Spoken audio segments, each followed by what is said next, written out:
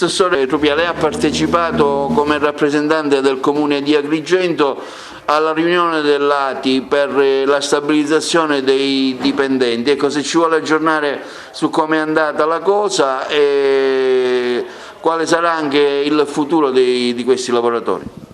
Allora, intanto noi ieri come Assemblea ATI ci siamo riuniti per approvare il piano d'ambito che è stato redatto da una società di Bologna e che di fatto rappresenta come sarà gestito il servizio all'interno di tutta la provincia.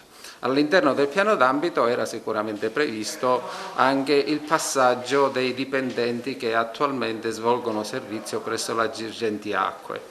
È stato previsto anche all'interno del piano che i servizi che attualmente Girgenti Acque riceve dalla sua compartecipata, anche questi saranno riversati nel nuovo soggetto che gestirà il servizio. Il piano d'ambito è stato approvato con delle riserve perché all'interno del piano d'ambito erano previste determinate operazioni tipo la gestione di azienda da parte di Girgenti Acque al nuovo gestore e questo ha creato qualche problema perché noi dobbiamo partire col nuovo gestore praticamente pulito, cioè senza avere debiti e crediti del gestore precedente, perché di fatto sarebbe una continuazione non possibile.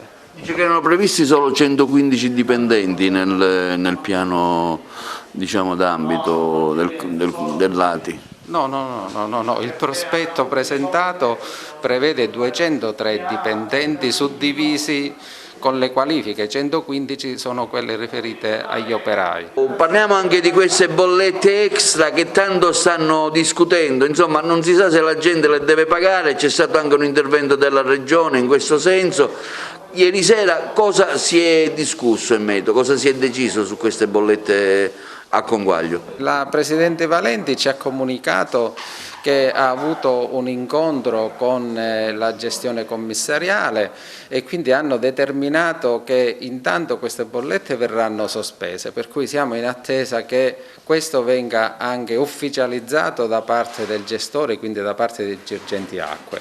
Quindi attualmente si parla solo di sospensione, dopodiché si vedrà come dovranno essere pagate queste bollette a rate per chi lo potrà fare o no, ma attualmente sono sospese.